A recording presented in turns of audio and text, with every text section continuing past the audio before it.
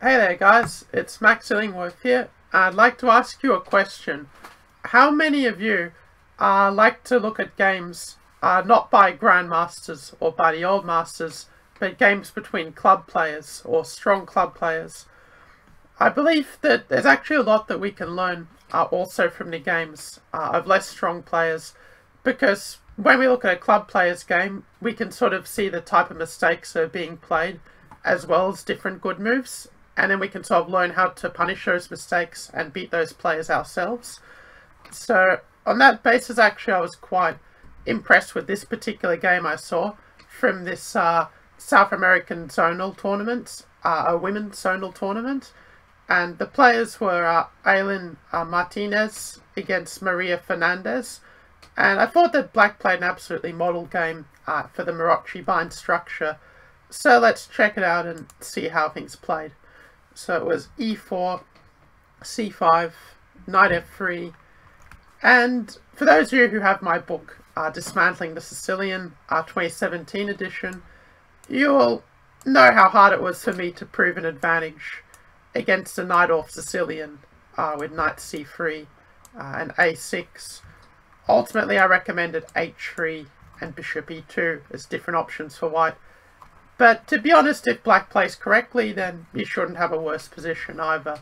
In fact, in one game I just uploaded, you'll even see a nice model example with bishop to e2 for white, with a different line, which I recommend in the book.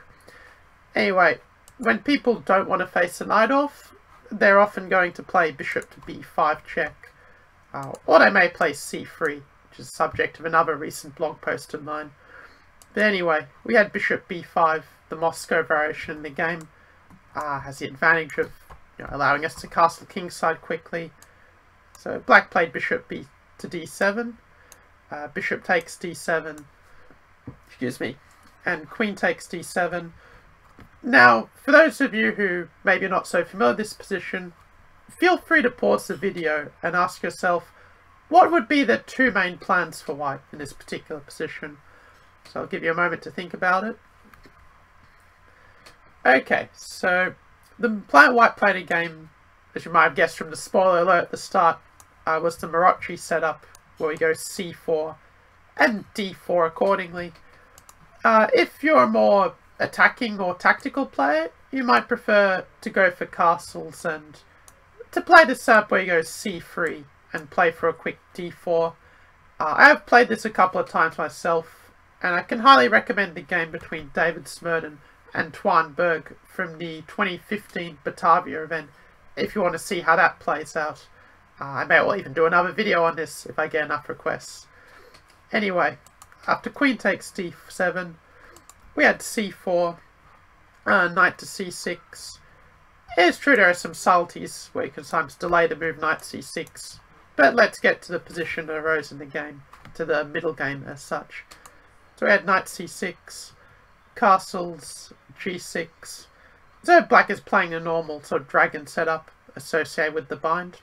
So d4 takes, knight takes d4, bishop to g7, bishop to e3.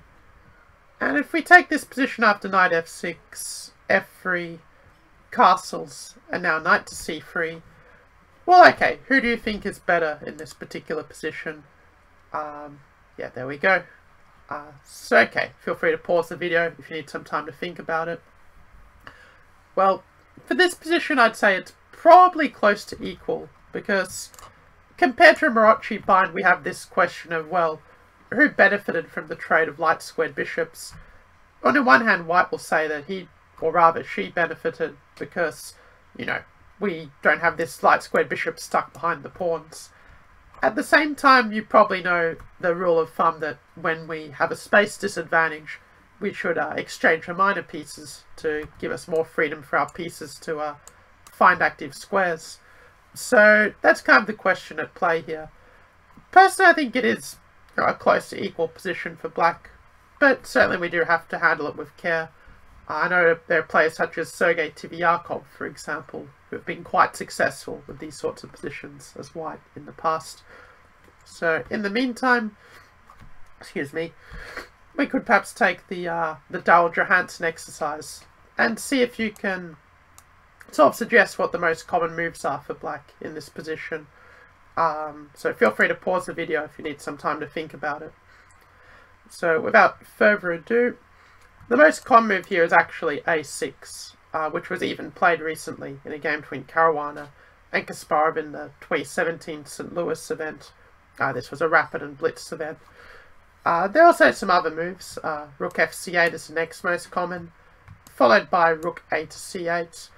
The reason you might put the f-rook on c8 as opposed to the a-rook is that you may like to support b5 with the a-rook.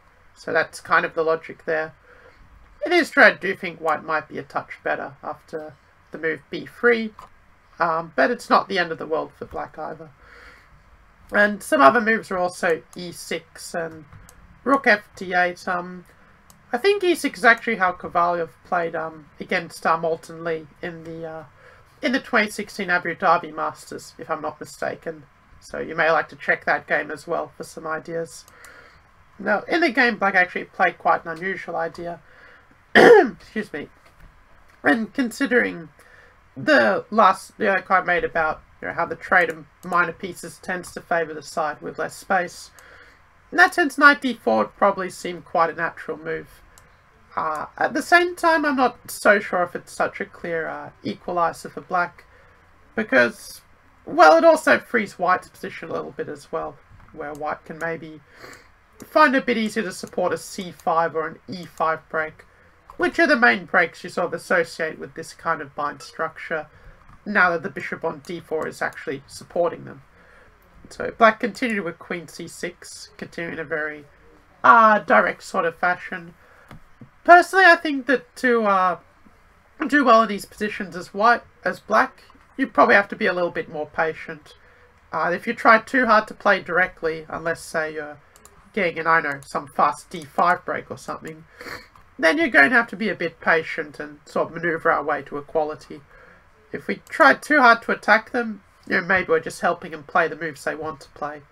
So I think if white just played b3, then white would have a small edge. And, it's not necessarily a guarantee of equality. There isn't necessarily a guarantee of equality if we do exchange lots of minor pieces. Because here white's also in a very active position, where after something like bishop g7, and if we just played a few moves of this particular game, between Tate against Calaval, you could certainly imagine white pushing his f-pawn or maybe even his h-pawn and sort of getting an attack on the black king that way, using black's sort of lack of space against him. So if I was white, I think I would play b3 in this position. Now after rook c1, I think you're never going to guess the move that black played here, but feel free to try to guess the move anyway.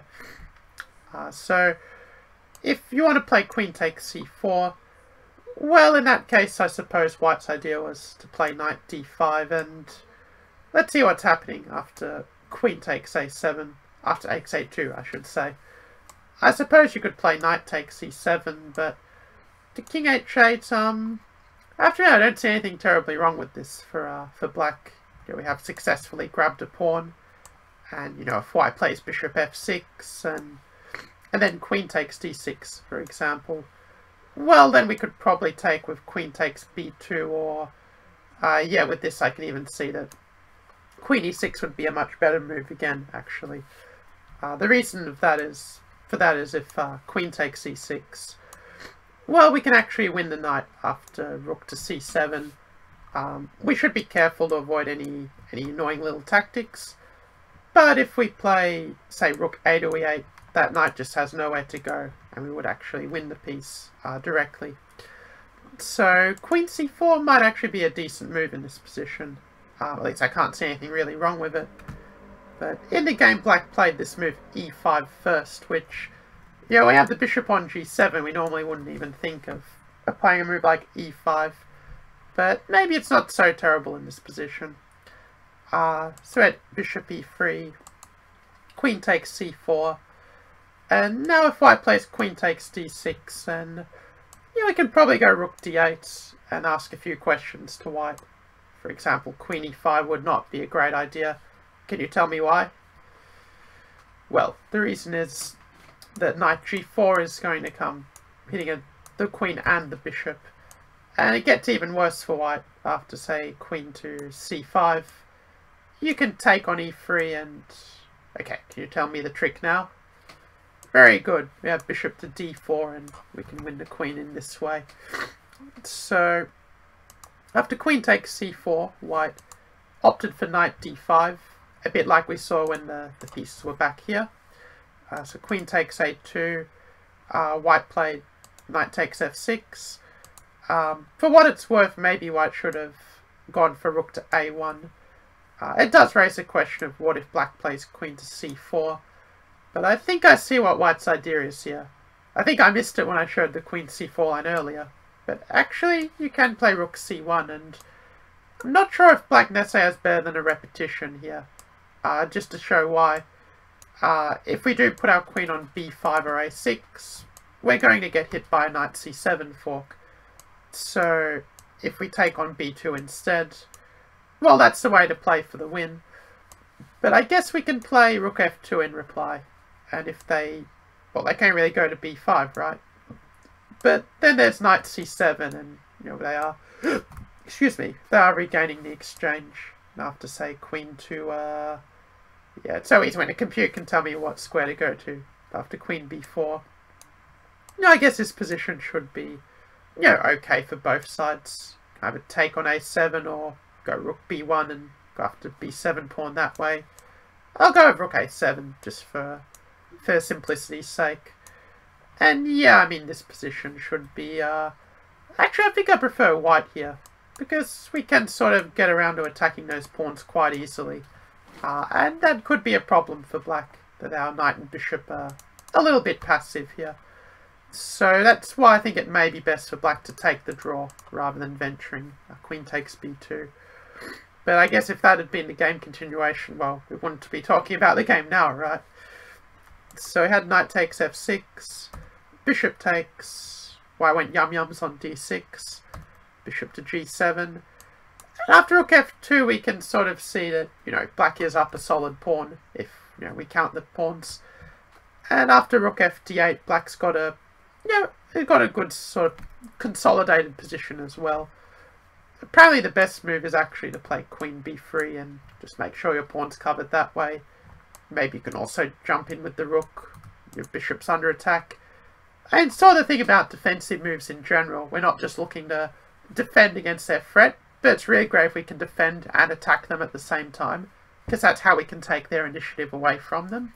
So that's why I think queen b3 is a really good move for black. So well done if you spotted it. So we had b6 in the game. Queen to b7. And yeah, the queen is getting kicked around a little bit. Rook b8, queen c7. I do like black's next moves. I think she did a good job of consolidating this position. So we had rook to e2. And okay, what would your move be for black? Feel free to pause the video as required. Okay, so there's probably more than one decent move for black. But I like a5, because it just makes sure those pawns are really well defended. And when our pieces are well defended, it's very hard for the opponent to make some surprise tactic work. So if you want to improve your blitz level quickly, that's another good tip I can offer. That you can just try and make sure your pieces are well guarded, and that'll sort of ensure you're against a lot of tactical problems. So after rook c3, queen to d1, king f2, and, well, when we're up a pawn, it can make sense to trade the queens. Especially in these cases where, you know, their queen is deep in our territory. You know, trading queens is a very typical defensive resource. And so white wasn't that interested in trading queens. So she ran away, queen to a7. I mean, if you do trade, I guess there's also the fact that, you know, black can try to push his pawns on the queen side and try to create a pass pawn that way. So after queen a7, we had rook to d7, queen a6, and, you know, to be fair, white's actually put up a pretty good fight here, where, you know, the queen's sort of staying annoying on a6, just tying us to defense this pawn. And maybe the best option for black is to play a move like bishop f8 and maybe try and get these pawns moving. But they can go rook d2 though, so maybe that's a little bit of a nuisance. After queen e6. One point I should explain is that I don't think white can safely take this pawn on b6. I think you're just going to get hit by some queen e6, and that bishop's looking really uncomfortable at the moment. Well, they can't even defend it with rook b3, so actually they've just lost a piece. So yeah, I think bishop f8 might be the way to keep an edge as black. Just asking what's the worst placed piece and looking for a way to bring it into the action.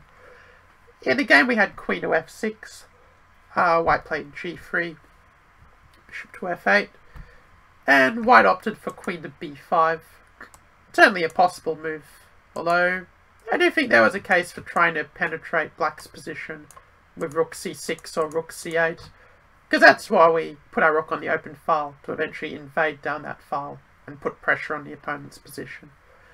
So we had queen b5, queen to e6, king g2 was played. I guess she was afraid of some queen h3 invasion when white's not looking. And then black played rook to d6. And I think that's sort of one of the main reasons white lost this game, is that she just didn't sort of get every one of her pieces to the best squares, where she's sort of trying really hard to do something with the piece that she has on the board. And, sometimes that will work very well. But I think in this position, it's really important for white to ask what's the worst placed piece and try to improve it. So I'll give you the chance. Let's flip the board around. And okay, what move would you play as white in this position? Feel free to pause the video to have some time to think about it. So if you are a little guilty of forcing itis, I know very well I have been myself at times, then you might have been drawn to bishop c5 using that pin on the b file.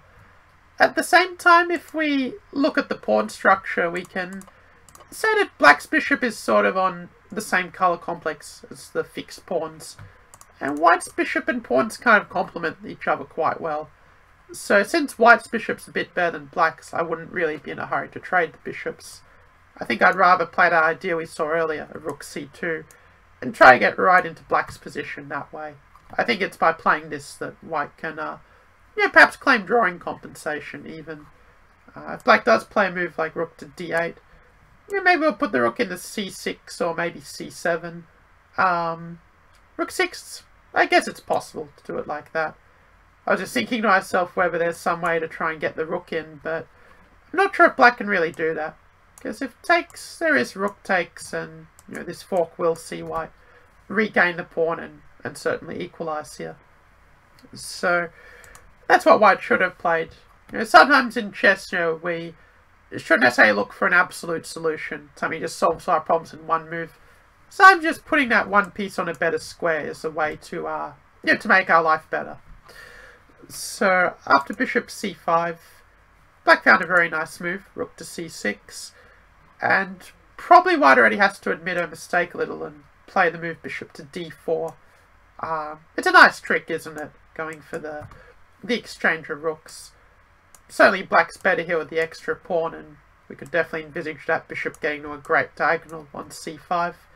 But, white can play rook d2 and the game still goes on here. White can also try and bring the rook in as well on the open d file. In the game, white played bishop f8, and yeah, unfortunately I don't think this is going to be a very nice position for white though. Because, black's up a pawn, and we can also attack that c3 pawn. Personally, I think white probably has to play rook to b2, and if black does play rook c8, for example, then white can take. Just to show how that forcing variation plays out after rook c3. So you see the way for white to hold a draw, right? You can go quick rook to b5, and that way white will regain the pawn and hold the draw. So, if black has to play moves such as rook b8, that looks a little bit passive, and white might be able to go c5 and use the pin to regain the pawn. So I think if I was black, the move I would want to make work would be something like rook to d8. And if queen b6, well, I invite you to see if you can find the trick that I spotted here. I'll give you a moment to find it. So congratulations if you found the move rook d2, sort of try and deflect that rook away from the defense of the queen. And if white goes king g1, admittedly this is where I have to think a bit more, but I think rook b2 will be a pretty good move here. After queen takes, Or maybe we can even just push our a-pawn. The thing is, our king is pretty well secured against checks because of our queen's central position. And if they do try to attack our pawn on a4, you have queen a3, that's no big deal. We can go queen b3 and allow our pawn to keep charging down the board. So I don't think that's anything to worry about. Just to show one variation, just to demonstrate the point. If they do play queen e7, alright, what's a good square to cover the pawn and against checks? Very good. We can play queen b5, or even better, we can just play queen to c3. Actually, maybe queen c3 runs into queen e8, and in this position I'm not 100% sure whether it's actually a win for black or not, because our extra pawn is not yet a passed one. So we might actually prefer queen b5. Well, then we're not threatening to play a3, so it's true, this might not necessarily be a clear win for black. But I feel that this is where we have the best chances, when we have this very strong passed pawn. That's really the key factor when it comes to queen endings, who can queen a pawn faster. I guess it should be mentioned, maybe queen c4 is maybe not such a bad move either, for what it's worth. So anyway, so that's what white should have done. When you're defending, you have to be sort of looking for that way to get your pieces active and to try to set problems for the opponent. And rook d2 doesn't really do that. After rook c8, white is still going to be tied up, and white can try to invade black's position, but black can just say, well, so what? So probably the best try is queen b2. Well, I think by then white's so passive that probably you are winning. With best play, either a4 or... a4 and even queen on b3 looks like a pretty decent approach. Maybe they can try rook d5 though. So at least there'll still be some fight to be had. So in the game white went rook d5, and from here it was kind of one-way traffic. If rook takes c3. I mean, if you're going to play this, you should probably at least play rook to e5. I think white was probably worried she was getting mated somehow. But I don't see it yet after king g1. I mean, if we play queen h3, I think they have some nasty checks with rook e8 and queen to e5. Probably if we play queen d6, I guess we are most likely winning with this array of checks against the open king. Then again, maybe they have rook d5, and that's not so simple. Probably would have to go queen f6 and line up the checks that way in order to win now. It is true, it might have been even better to do it on the previous turn, to say that their rook is also a bit tied up here. Anyway, in the game, g4 kind of makes black's life easy, because now we can just follow the policy in the ending of just attacking the opponent's weaknesses. If they do play their little fork of queen e8 and queen e5, excuse me, well, we can play rook takes f3, and we can take back with the rook, and 2 extra pawns should be enough to win the game. So we had queen e2, and the rest is more or less just mopping up. If we can get that a-pawn running down the board, then there's not much white can do. So at h4 looks like a desperate move to me. a3, rook to d2, so we gobble up another pawn. And after queen a6 and rook c1, white had seen enough. There are threats of queen h1 check, and the rook can come in different ways. So it really is time for white to resign, as happened. So yeah, that was the game for today.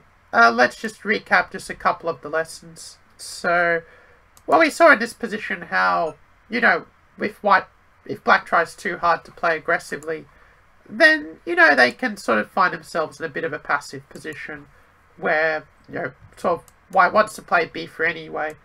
So you can kind of ask why force them to do so, to some extent. Or if you're going to, maybe it's better to use the rook and get a new piece in the game, rather than move the queen again. But later we also saw some nice examples of how black could consolidate her position. Well, I think she did a pretty good job of that in the game. And we can also learn from white's moves as well, where we saw how not bringing that final piece in on the c file and invading while white's pieces were active is what really made the difference between white drawing this game and white losing this game. So yeah, I hope you found this game instructive. Feel free to message me with or put posts up with your thoughts on these videos. If you have any requests, I'm more than happy to listen and try and get something ready relatively soon. So yeah, thank you for watching, and yeah, I'll see you soon in the next video. Bye bye.